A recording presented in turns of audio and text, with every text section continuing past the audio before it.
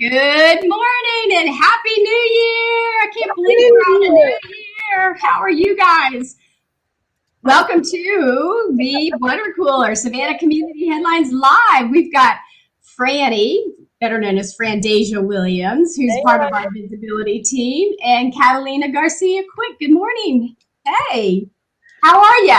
It's freezing. That's how I am. That's what I was saying this morning. It's like, feels like 30 outside. I got up this morning. It was beautiful. I went to an outdoor thing yesterday afternoon, and I drove over with the top down, and it was a beautiful afternoon. And then about 4 o'clock, you could feel the temperature start to dip a little bit. Yeah. And then, oh my gosh, this morning I got up to let my dog out, and it was like, oh no. No, ma'am. No, ma'am. So well, we've got a really fun lineup today. We're going to be talking about activity-friendly routes to everyday destinations. Of course, the January 7th is the End Markets Encourage Health, and our own Frandasia Williams will be hosting that live on the Healthy Savannah Facebook page. But we have them here to talk about that. And then a little later, we've got Tim Eccles with the Public Utilities Commissioner giving us some tips on how to save energy upcoming. So anyhow, let's dive into some of the community headlines we have this morning. Let's pull up this precious kitty. Who's our kitty for today? I know, Cantori. Look at this little guy. I love that name. Cantori. Yeah, I love that name. Oh, he looks like my Roscoe. Your Roscoe's about 5 times that size. Right. No, Cantori is with Coastal Pet Rescue, and he needs a forever home. And you can contact Lisa Scarborough and adopt Cantori. And I'm not sure if Cantori's a guy or a girl, but anyhow, that Cantori needs a home. And then this is a really interesting thing.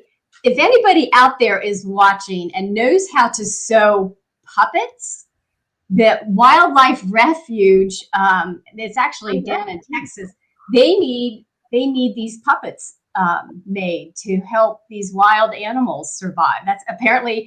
That's how they feed them. So we'll put a link down there. If anybody knows how to sew these things, they desperately need them. So awesome. Have you ever seen that? They did that. That's kind of neat, actually. That is a really cool place. My uncle Jamie he lives in Horseshoe Bay outside of Austin. He often will, if he finds a deer that's been hit, like he will get it transported down to there, or they actually have like lions there and anything wildlife. Yeah. Anything wildlife. Wow. Yeah. It's a huge ranch. I got to visit it one time and I was really impressed with it. So anyhow, let's see, what else do we have coming up? I think let's get ready to pull on Armand. Huh? Yes, as I was going to say, who's coming on first today? We've got Armand, and let's see, hold on a second. That's not Armand. There, Nick, Alderman Nick Colombo and Armand Turner. Good morning, guys. Welcome to the Water. Hey, good morning, Savannah Community Headlines Live. Hey, Happy New Year! Happy New Year! Yay. Happy New Year! That's it. Yeah, put that back up. Come on, 2021 is we need some music. It's our year, Nick. I'm even scared to say this is our year. This is a new year. A lot of release happened last year, and we're going in strong, happy, and just like ready for the new. So I'm excited too. I love your energy, Nick. That's the way to start.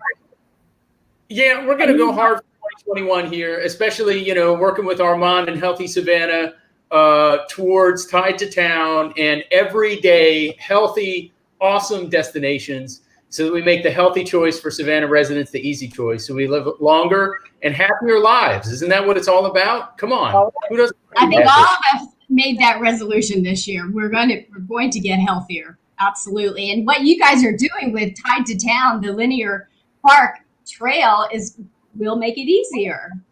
So yeah, let's hear an update about that. Well, it's really awesome to see how many people are already utilizing it, even before it was legally open. So every time the city would put, the caution tape up, people would just knock that thing down and say, well, that's just a suggestion, because they wanted to get outside and enjoy this beautiful place that we call home. I mean, there's a reason that it's the coastal empire. It's always been one of the most beautiful places on Earth. And it's a shame how many times we don't get to enjoy that natural beauty that's out there in an everyday kind of way. So this is something we utilized all the resources that we had, a piece of the public right-of-way that, the public utility that we already own, and take advantage of that to bring communities closer together and build those connections. And through Armand's work and advocacy with Healthy Savannah, to really bring the first leg of this incredible journey to life. It's awesome to see what it's going to be today and into the future. Thank you, Nick. Armand, can you give us an overview of where it's located? So if folks aren't familiar with it, how can we get there and get walking? Yeah, one of the easiest ways to get on it, specifically the first segment, which is the Truman Linear Park Trail. Everybody knows Lake Mayer. You can actually get onto there from Lake Mayer. There's a bridge, a beautiful bridge that you can jump on and then continue north and goes all the way past Scarborough Sports Complex and keeps going all the way to Duran. And it's beautiful along that whole way. We were talking about before the show how big of a reception we got on our trail cleanup. So we did a Truman Linear Park trail cleanup earlier in December, and we got a ton of people who came out. Nick, of course, was there as well. And we literally just walked the trail both ways, starting at Scarborough Sports Complex and cleaning up along the way. And the amount of people that we saw out that day was amazing. People on skates, people on their bikes, people with their strollers walking. It's so with their awesome. Dogs. Especially the dogs. Mm-hmm. So if you haven't been out there yet, I'm telling you, you love it. It is really great infrastructure. So how far is it from Lake Mayer all the way down to Durin? Is it like 2 miles or 3 miles? Yeah, it's about 3 miles from Lake Mayer past Scarborough Sports Complex and then on to Durin. It's completely walkable, completely bikeable. It's not intimidating. I love how you have the yellow dashes in between, because there will be a lot of people. I mean, look how many people are already using it. I mean, you stay on this side, you come on this side. So yeah. One of the things me and Nick were joking about during the cleanup was the signage that we got. So there's these cute little stop signs and yield signs that are great. Signs, they're shrunken down, and I would say there are not many signs out there, traffic signs that are adorable, but these are adorable. Like they're little mini stop signs and yield signs that are out there. So it is, when you're on the trail, and trail really doesn't describe it very well, because it's and that's why we call it the linear park, because it truly is a linear park. All the surfaces are paved and cleared out. At night, it's completely lit. There's emergency signals that the pedestrians can hit along the way in case there's an emergency. So this is a really safe, well-built trail with an aim in mind to build one of the best in the country.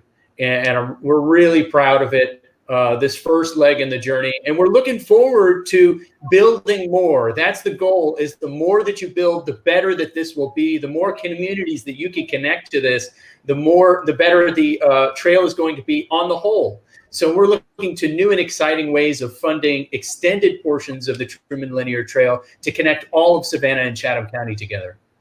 So Nick, when you get to the end of Durin, or the end of the trail, will it go up toward the high school, or will it go directly across the street along the power lines? I mean, where is that trail going to extend?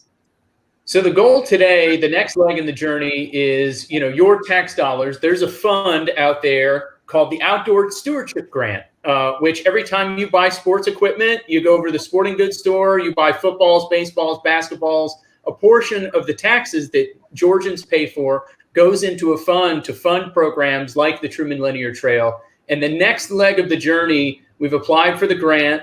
to extend the trail from Duran all the way to Daffin Park. So you have a completely uninterrupted journey to connect those two major parks together. So you could go and drive to Daffin Park or bike to Daffin Park and be able to get all the way down to Lake Mayer without even having to cross or compete with car traffic, which is the goal for Tide to Town, which is really bring all these communities together without having to have a car. Or if you're living out on the south side of Savannah, you might be able to bike in and then go to Whole Foods or the grocery store without having to have a car. I mean, the possibilities are really exciting to get to. It's going to connect to the new Jenkins High School. Elementary schools are already there, and bringing the hospitals on board as well as a connector that's really close to the Truman Linear Trail. And why is this so important?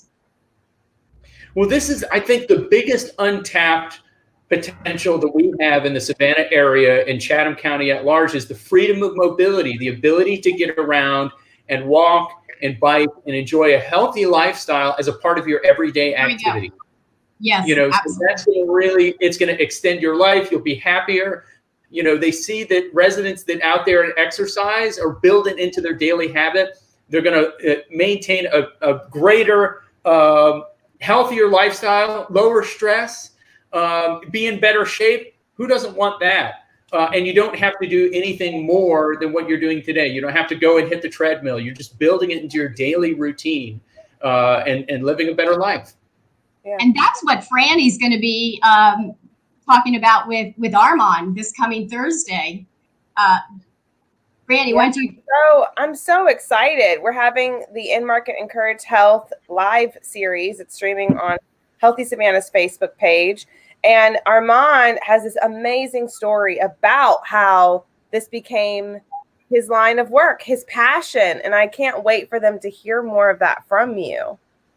Yeah, it's going to be awesome. Just like Nick was saying, it's so important. The CDC says inactivity leads to 1 in 10 of premature deaths. And so it really hits home because that's even more important with such vulnerable communities as the African-American community here in Savannah and Chatham County. And so when we talk about activity-friendly routes to everyday destinations, we're talking about really improving people's lives and improving their family lives. And it is extremely important. The work we're doing here with Tide to Town and all these other initiatives, whether it's walking school buses or anything along those lines, it's so I important. love that walking school bus concept. Elaborate on that some, because I bet you a lot of people haven't heard of a walking school bus. Yeah, walking school bus is such a simple idea, but it can be so impactful for communities. That's the word. What we do is basically we work with schools to create these groups of students who will meet in the morning, led by a local volunteer, and they literally walk to school together. By doing it in these big groups that create safety, it helps parents who don't have to worry about getting their kids to school in the morning because they have to get to work themselves. And of course, you get that physical activity component. Kids today aren't walking to school as much as they used to back in the day. Right. And we're seeing the product of that now with lower inactivity rates. So by doing these walking school buses, it's a great opportunity. And once kids see one kid in the group doing it, then of course they want to join in and do it too. So like a flock of ducks, they're just all going to start walking in line. I love that idea. And I love how you also, all of this stuff is also about survival. What about the students who don't have a ride to school, and like the school bus was only the only other option? And so that really adds on. And I know how you have this amazing story about how it became a means of survival for you to find alternative destinations. And that's how this worked. It's not just for pleasure, you said. It's also for survival. Yeah, when I was out in Denver, Colorado doing my internship, fresh out of college, I didn't have a car out there. And the first thing I did once I got to Denver was purchase a bike. And up to that point, I hadn't rode a bike in years, but it was my only option at that point because the car that I had back in Indiana wasn't going to make it to Denver, Colorado. So I learned how to bike everywhere I need to go. I learned how to use the bus system, and it allowed me to see how important it is and how it's a huge piece of a lot of people's lives. And a car may be a luxury for a lot of us, but there's a lot of people who don't have one and need to get where they're going. We just really need to change our mindset also. We just think about, oh, I got to get in the car and go up to the grocery store. In fact, we can now get on our bike because of all these trails and go grocery shopping. Bring your backpack and fill up your baskets and come back. It's a completely new mindset, and it's a healthy new mindset. It'll also limit what you can buy. Kat, you had something to say. I was thinking about this. We actually, I've said this before. I've been here for 30 years, but I moved away for about 7 or 8, right in the middle of that. And I moved home to Oakland, California. And we had a walking school bus program there as well. And, it was brought forth to address all the health issues that we just brought up here. But the other thing that it did, it was kind of dual purpose. We had a lot of students that were in low wealth neighborhoods and high crime neighborhoods. And, they might have the ability to be able to walk to school because it was nearby, but there was fear there because they would have to walk past, some pretty sketchy places and some pretty sketchy people. And there was crime happening in the streets and violence and all those things. And so what the walking school bus did, it also actually had an impact on crime in the area to lower crime in the area because now you had your neighborhood engaged. You had people out on their front porch making sure these kids, you had your actual volunteer walking with them, but then you had neighbors out on their front porch, so to speak, watching to make sure those kids got past safely, which now you have all these eyes on the street. So your criminal activity started to decline as a result of where. So, I mean, it's such a huge, we talk about engaging our communities, and the police talk about engaging the communities, and all the kids in the schools and everybody. Is just such a very simple way to not only engage with your community and help your local children, but to actually improve not only the physical health, but the environmental health of your community as well. So Armand, recap with us what you're going to be talking about on Thursday and how people can tune in. Yeah, so I know you have a meeting that you got to run to. Paula, he's coming. He's an important man. He's a very important man. So. Yeah, I'll be talking about activity-friendly routes to everyday destinations. So those everyday destinations are work, church, the grocery store, to school. And we're talking about how Savannah and Chatham County are looking to improve our activity-friendly routes. It'll be on January 7th, and you can watch on the Facebook. It's Encourage Health, and it'll also be posted on the Savannah Morning News website as well afterwards. So please come check us out. It's going to be awesome. It's going to be a fun time. And 1 p.m. It's free. You just click on go to Healthy Savannah's Facebook page and M Market's Facebook page, and you can watch it. Fabulous. I know you got to run, Armand. Thank you so much. I always love being on here with you guys. Always a ton of fun. Love having you. And Nick, you stay on. If you can stay on, Nick. No, I'll stick around. But it's really the work that they're doing and putting together, and what Healthy Savannah has accomplished in its history here as one of the best nonprofit organizations that we have here in the city. We're very lucky to have them. They win all sorts of prizes nationally. I mean, this is an organization that is really moving the needle, and the stats are proving it. There's less heart attacks. It really is happening. So, Armand, thank you. We'll see you live on Thursday at 1 p.m. on Facebook and with Franny hosting it. It'll be a good time. See you then, Armand. Bye. Awesome. Okay, hold on a second. There we go. we are now going to pull on Tim Eccles. He is there. Tim, hey Tim, he's our Public Utilities Commissioner, and Alderman Nick Palumbo and Tim had a real good conversation before the show started about just so many good, sustainable, wonderful things happening in our area. Tim, welcome. Happy New Year. Yeah, you think it's cold down there. I'm in Atlanta, and I know I've just got short sleeves on. I'm in my office, but it is so cold outside. And so I was out with my grandson this weekend getting firewood, and there's a lot of just debris laying around the Houston area. So we go out and we take some of that, because if you leave wood out just rotting, it becomes methane. And methane is actually more toxic than CO2. You may not know that, but they call it fugitive methane. And that's just rotting decay.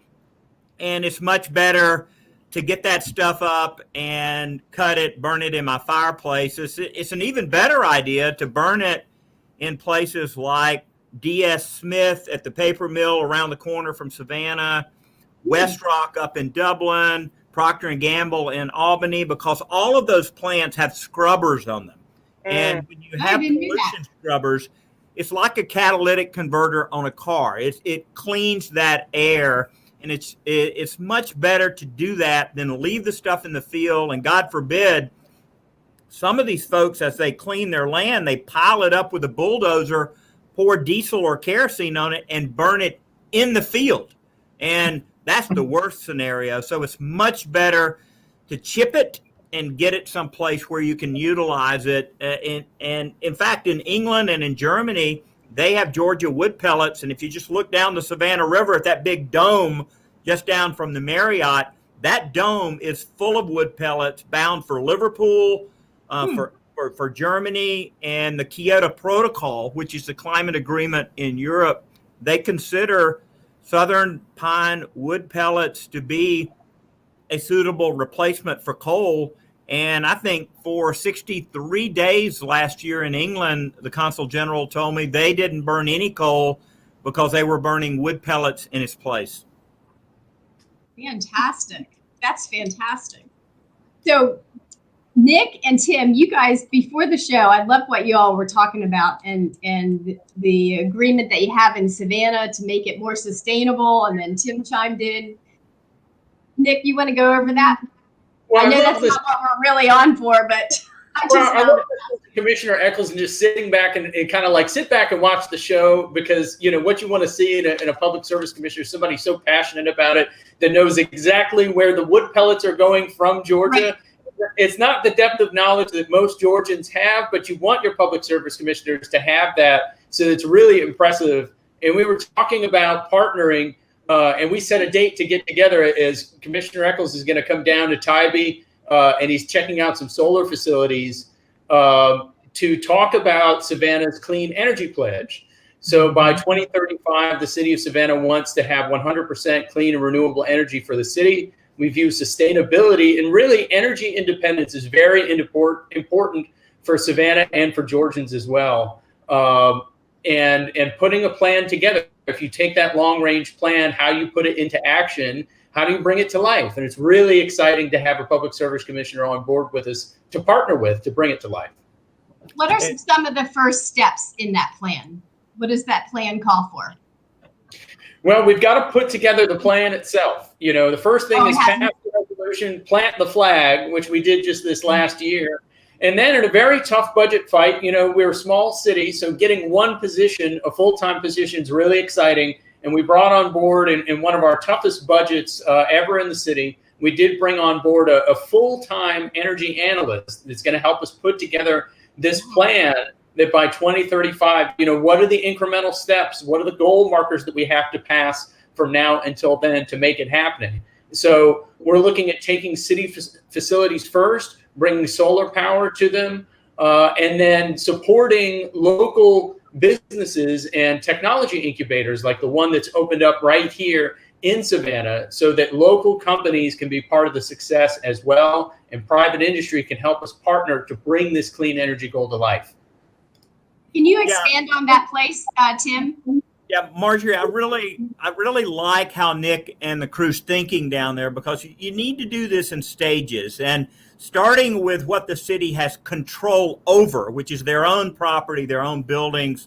That makes a lot of sense. And so if they can begin looking at ways not only to use renewable energy, but to use just less energy, right? So that means more efficient city buildings. You think about in Savannah, there's a lot of old building stock down there, particularly in homes. But you need to tighten all those things up, because if you can cut your energy usage in a single building by 20%, well, that's 20% less than you have to generate. So I think Nick is right. You start with city buildings, then you go to kind of cooperating partners, and I would love to see Savannah, do a very public pledge on the part of businesses, where businesses say, we want to be involved with helping to move our city to 100% clean.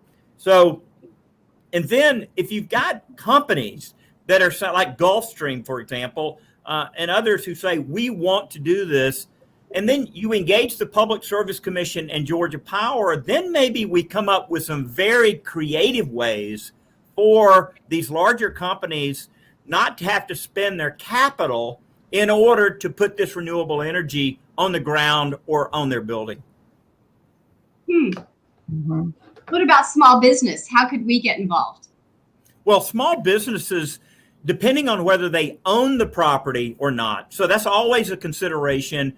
Who actually owns the building? Because if you're renting the building, you may not want to spend $50,000 or $100,000 putting solar on it. So, maybe we have a consortium, Nick, of landlords who own building stock, who say, we want a cleaner Savannah. We want to help be a part of this. Marjorie, you think about the first thing that you showed me out there at Sustainable Feldwood, back in 2011, and how even way back then the city was thinking about, okay, how can we take some of our housing stock, our public housing stock, and make it cleaner to reduce the cost for residents, right? And so, but Nick's plan is in stages, and that's the way it needs to be done. And the power company, frankly, has to be a part of the conversation, because they have the ability, and they generate the power. Savannah, there is no Savannah Electric Company anymore. So Georgia Power acquired them. So we've got to work with that power company to create mechanisms so that Savannah can get clean power, right? So look, if Macon doesn't want to do it, well, we don't need to force Macon to do that. If it's a goal for Savannah, let's help Savannah accomplish this. Let's help these cities reach these sustainability goals that they have. So what would you tell small business owners and business owners? What are the benefits of doing that? I mean, we know the obvious, but I want to hear what you say, what the benefits are. Well, I certainly think the first benefit is just reducing your power bill, right? So let's cut your energy cost. Money, yeah. Yeah, so money. There you go. So how can we, and it's not a one size fits all, Marjorie. You've got to look at the facility. Like, for example, Stratton Leopold has his ice cream parlor, and he's got his ice cream manufacturing facility. He's been talking to me for years about putting solar on that ice cream manufacturing facility. And we've been working with him, trying to come up with a plan that fits his situation. Cool. And it really needs to be micro targeted like this. So as Nick and other aldermen look at businesses in their area, they can use their influence to get these people to the table to discuss how can we make our business cleaner.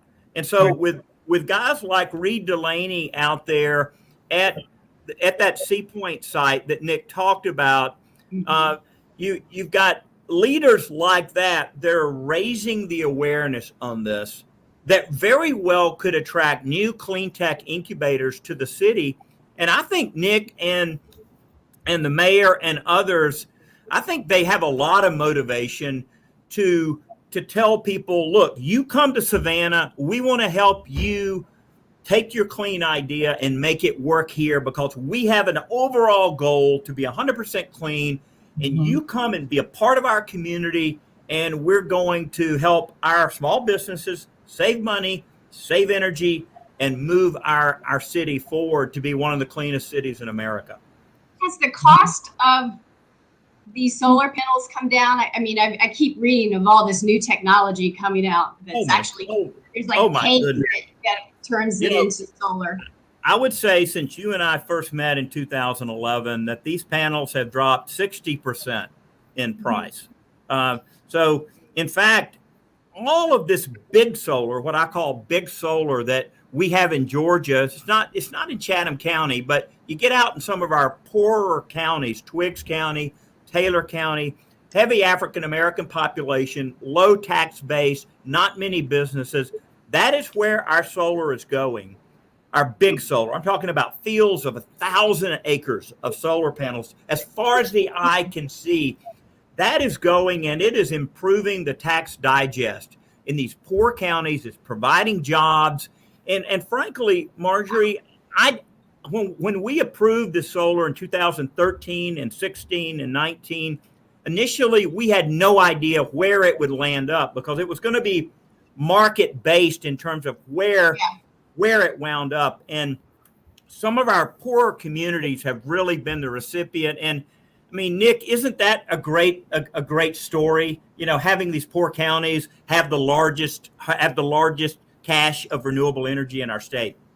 That's right. I think Georgians don't think about the number of dollars that go out of the state every single day because of energy. You know, we're importing energy, and energy independence is so important for us. And they're going to places like liquefied natural gas from Egypt, Trinidad, and Tobago, when we could keep those dollars right here and invest in great jobs, good paying jobs and energy jobs right here for a new Georgia, which would be really exciting. And I really love what Tim brought up. And it's, you know, there's a parallel. We were talking with Armand about everyday healthy destinations. It's all about everyday healthy, clean energy. You know, the practices that you can take place in your own home to limit your energy footprint, the incentives that we can put in place so that when you're turning on that light switch, you don't even have to think about it, that you know you're getting it from a clean and renewable source. And that's the ultimate goal, so that you don't have to think about it anymore, and that we can have those lower energy bills that every single Savannian wants. So Nick and Tim, what are the ways that you keep your costs down? What are some things that you can share with us? Well, you know, just looking at my house and how I manage, you know, my own energy. First of all, I drive an electric car, and that electric car is charged mostly in my garage. And what I tell my Republican friends across the street here at the Capitol is electric vehicles charged at home overnight provides greater grid efficiency. Think about it. In the middle of the night, you're not really using that much power. And these EVs, if they're being charged during that time period, they're providing greater grid efficiency, and it's actually lowering everyone's bill fractionally, but it's really good for the grid. So, you know, driving an electric car, if you can, and for homes that have more than one car, I really think you need to consider having one of your vehicles be either a fully electric car like the Nissan Leaf, and Savannah's using those for parking enforcement. Nick, I mean, how cool is it that you guys are doing that?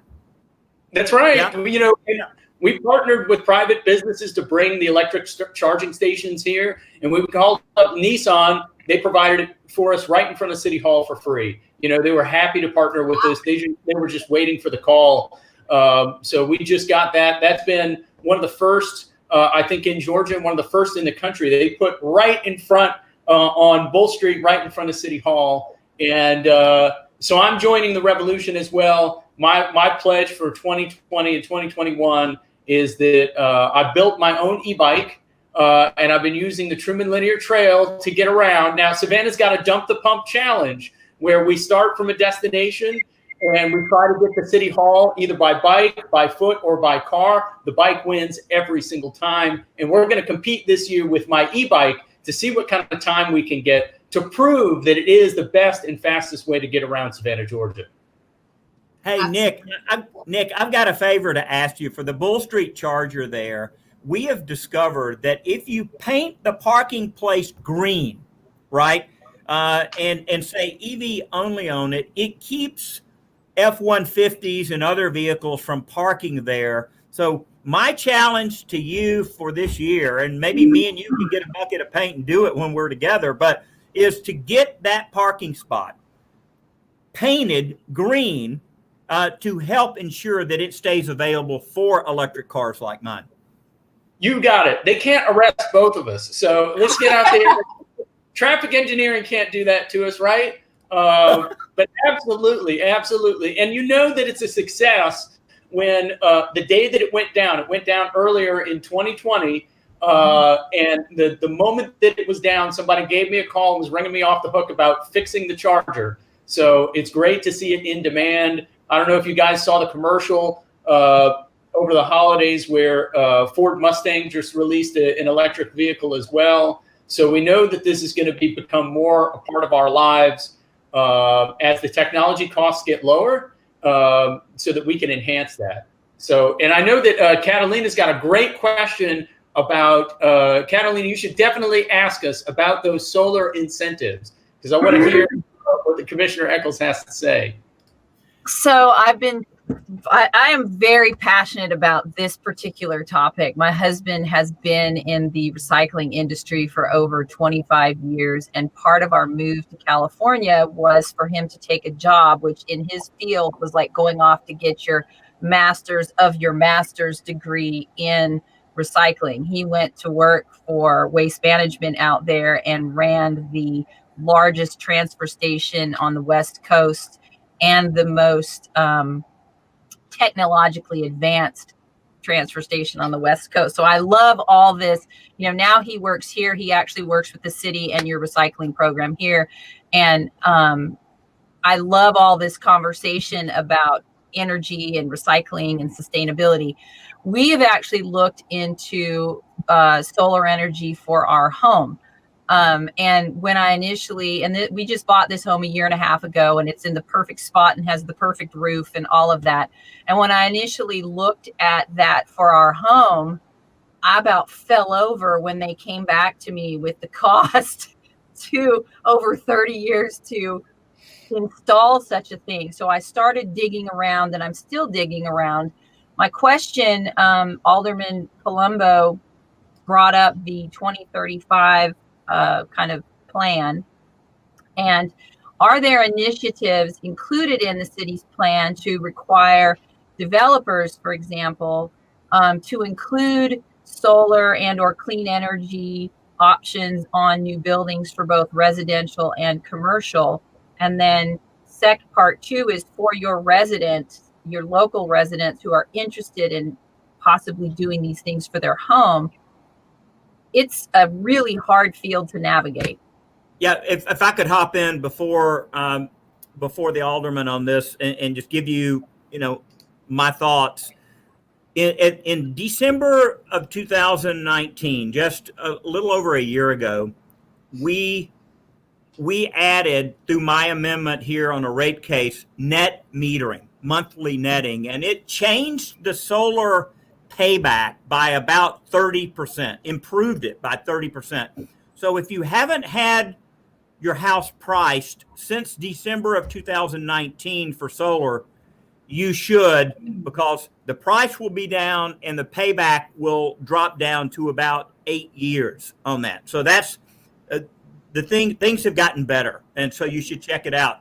To the city's policy, I think one of the things that the city could do is to say to builders, look, if you're building new property in the city, and the county could do this as well, we want you to provide an option for the homeowner, if they want, to have an electric vehicle charger in the garage, as well as solar rooftop.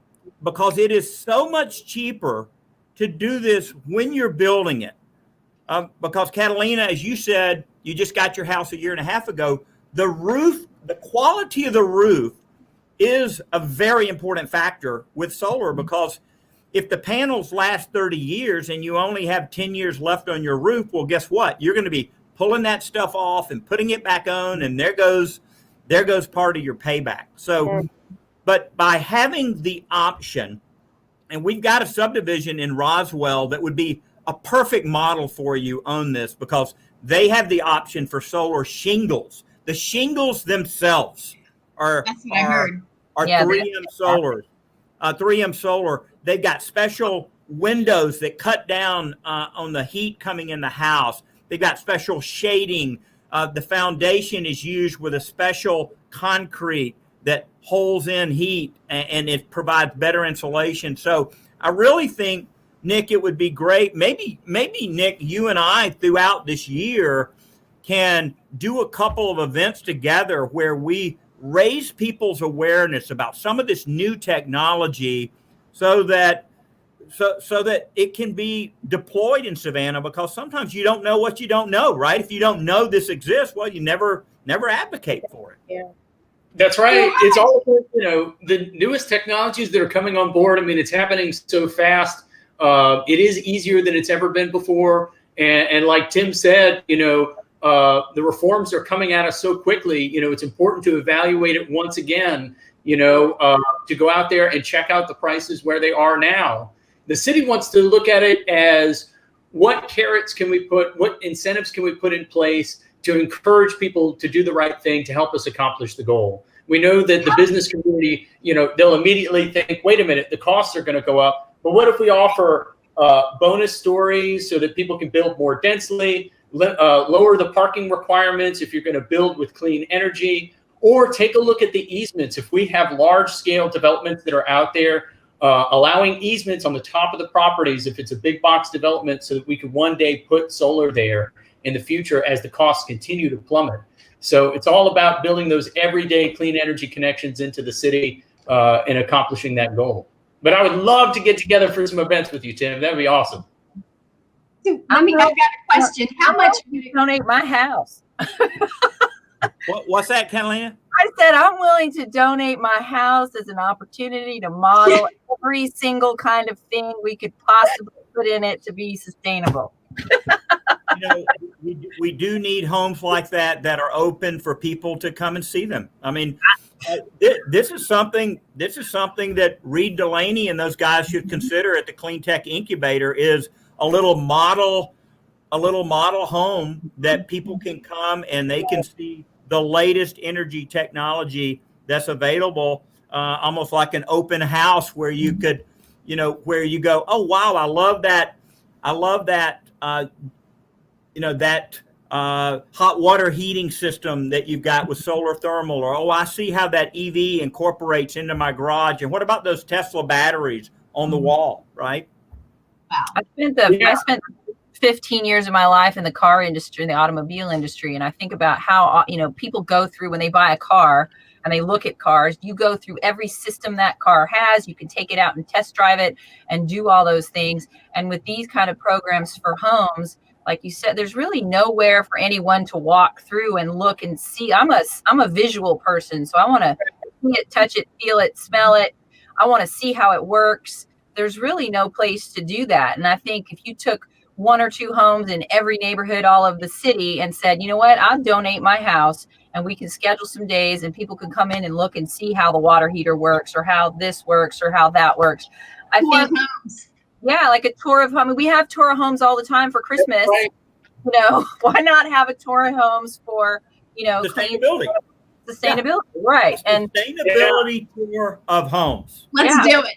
Let's do it. Seriously. So you are absolutely right. You have to have something tangible that you can touch and see to prove that it's real. And I remember before I moved to Savannah, I lived in Washington, D.C. and worked on the National Mall as a police officer. And every year they would have the Clean Energy Challenge, where they would bring in, can you bring in a 100% sustainable off-the-grid home?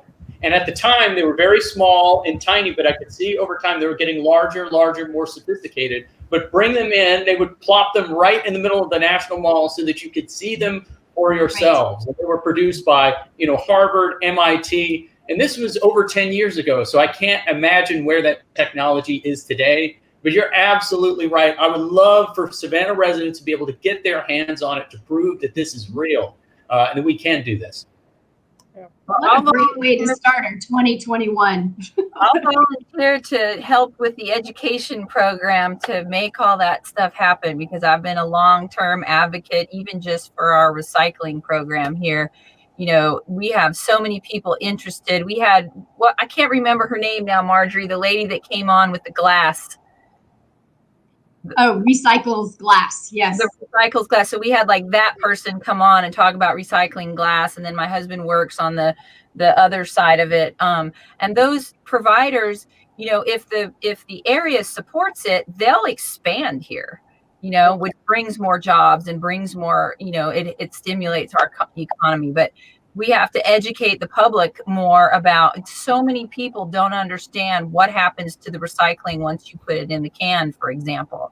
Like between that and then the sustainability options, I think, I would love to help do all that stuff. I think that's amazing, Kat. And speaking from someone, it's not even a lack of interest. It's just a lack of knowledge and not having that information in the forefront of where I receive information.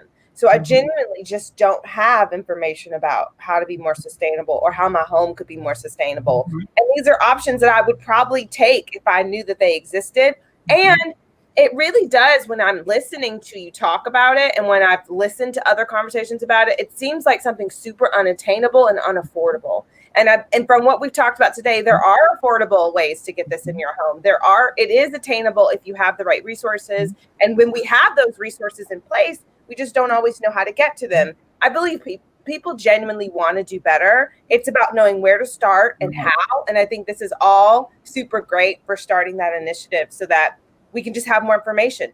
Yeah. Ignorance is bliss. You can't help what you don't know. But once you know, you can be more accountable for being accountable for it. We had that 7 years we were in California. My husband worked for Waste Management, and they had student programs where they brought students and schools into the recycling facilities to educate the children.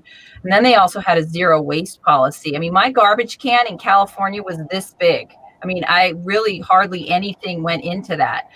We had a green waste container. We had a recycling container. We had a garbage container, and the garbage container was the smallest of all of them. The transfer station that my husband worked for, they had a C&D plant, which is construction debris, and they all had a green waste plant, a MRF. They had a construction MRF, they had a green waste MRF, they had a recycling MRF, and a MRF is a material recycling recovery facility or something like that. But even with those green waste facilities, they partnered with like Home Depot and Walmart, turning that stuff into mulch and then reselling it back. I mean, it was literally zero waste across the board. But the education program there was massive, and the entire community was engaged. And you go over there and everybody recycles, and they look at you like you're crazy if you don't. Here, we're sort of still we're doing it, but we need more education to get to that level of zero waste, which was just an amazing thing to watch develop, coming from here, going there, and then coming back. Right. Yeah, I was running around here in my office looking for this photo when I was 17. I couldn't find it. I was going to show you guys, but I was president of my student body at North Clayton High School, and WSB, the big radio station here, conducted a glass and aluminum recycling contest for high schools, right? And so this picture of me is me with these 55-gallon drums that have been cut in half in the back of my pickup. And Lord knows we should have had safety glasses on doing this when I was 17. But we were trying to win this money, right? So we were going out dumpster diving at bars. We were getting glass, and we were breaking it into these drums and then hauling it over to Owens Corning, which was the glass facility near the airport, and selling it to them. And we had to separate it by clear, brown, green, the different colors, because that's part of the challenge with glass recycling, is that the colors have to be kept together. And because even though we all love these Starbucks craft bags and these, and these McDonald's craft bags with craft paper made out of recycled material, nobody likes yucky colored glass. Everybody wants their glass to be clear and pretty, and so we had this, and I've got this photo. I keep it somewhere here in the office, which I can't find. And I think there's opportunities besides working with the waste management companies to engage young people, whether they're at SCAD, Armstrong, Georgia Southern, in helping to start up a glass recycling program. Because as long as it's done by colors, you've already got it. So just accelerating it with more participation.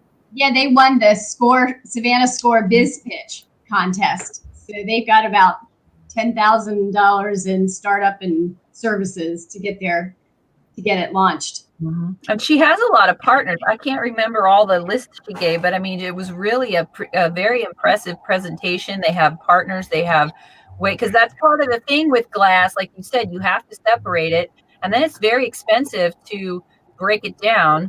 And then the people that used to do it aren't here. There's all kinds of, it's not just send it away and go. There's all kinds of pieces to that puzzle. So it's great that we have somebody local willing to do it. But again, sustainability for that business, she's going to have to people are going to have to support it for her to be able to survive with that, which again goes back to education.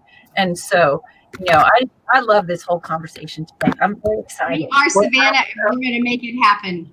Absolutely. Before we wrap it up and depart, and I did want to share that, Savannah has always had a culture of innovation, especially when it comes to sustainability and social equity as well. I mean, talking about Oglethorpe's egalitarian vision from 1733 all the way back to the beginning. And I'm looking at an image right now. I don't know if I can share it, but it's from 1959. It's the Yamacraw Village Project, which was the first federal housing project that was built with solar panels for heating water. And let me see if I can share it here.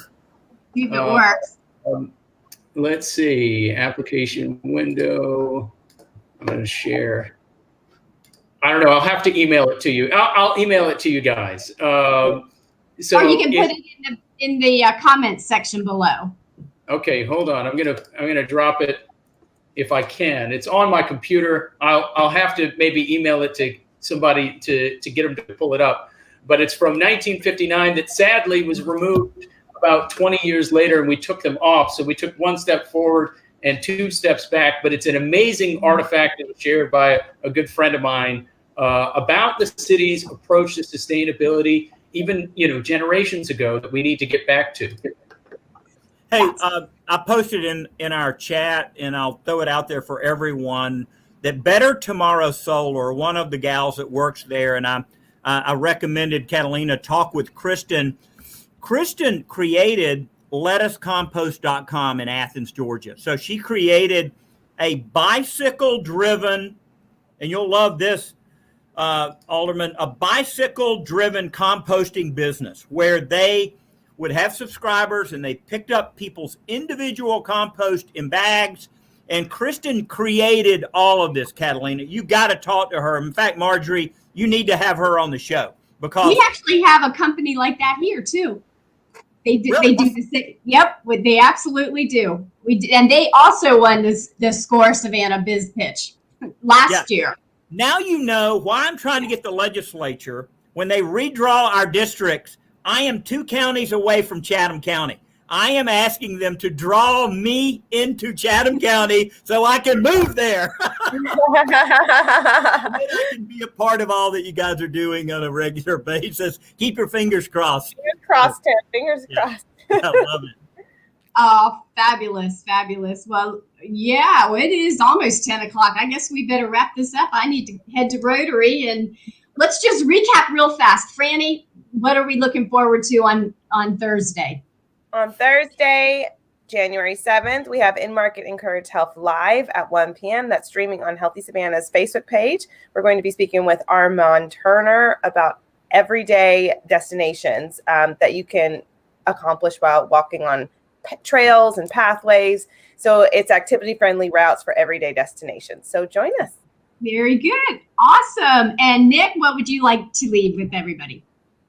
Follow me at www.nickforsavannah.com or join me on Facebook and like my page to stay up to date with what's happening in the city. And please email me anytime at mpalumbo@savannahga.gov and come join the movement as we achieve our 100% clean energy goal. Fabulous. Thank you, Nick. How about you, Tim? Hey, this Saturday night on WTKS, my radio show, Energy Matters, will feature Don Francis, and we'll be talking about the evolution of electric cars in Georgia, how it got started, the tax credit, how it went away, how the cars are growing. So if you're interested in EVs, tune into my show, Energy Matters, this coming Saturday night, WTKS in Savannah at 8 o'clock. Awesome. And everybody, I want to wish everybody a happy New Year 2021. Thank you, Greg, for pointing that out. It's not 2021. And go tomorrow. Absolutely. Go vote tomorrow. Yay. Oh, yes, vote tomorrow. Absolutely. All the election mail stops tomorrow. Go vote tomorrow. All right, guys. Thank you so much for being on. And until then, we'll see y'all next week.